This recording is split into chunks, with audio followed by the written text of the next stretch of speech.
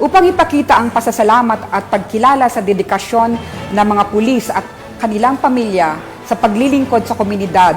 Isang espesyal na pagdiriwang ang isinagawa para sa pamilya ng mga pulis na miyembro ng 2nd Capiz Provincial Mobile Force Company na may layuning maglaan ng oras at pagkilala sa kanilang mga pamilya na nagsisilbing malaking suporta sa bawat araw ng kanilang trabaho.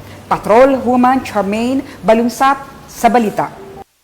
Tuloy ng pagdiriwang ng 29 Police Community Relation Month, isinagawa ng 2nd Capiz Provincial Mobile Force Company ang kanilang Pamilyang Pulis Family Day sa headquarters ng 2nd Capiz Provincial Mobile Force Company, Barangay Manhoy, Dao, Capiz, noong 13 ng Hulyo taong kasalukuyan.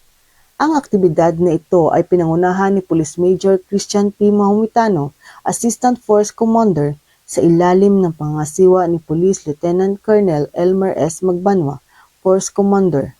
Layunin ng programa na ito na palakasin ang samahan at pagyamanin ang kalagayan ng mga PNP personnel at kanilang mga pamilya. Ang nasabing pagtitipon ay naging makulay at masaya na nagbigay ng pagkakataon sa mga pamilya ng PNP personnel na magsama-sama.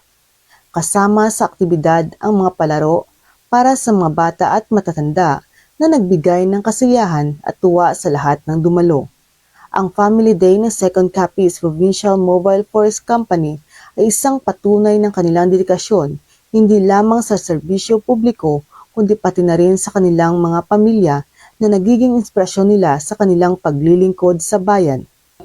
Mula dito sa Capiz Police Provincial Office, ako ang inyong Police News Network Correspondent, Patrolwoman Charmaine Balunsat, alagad ng batas, tagataguyod ng Balitang Pulis.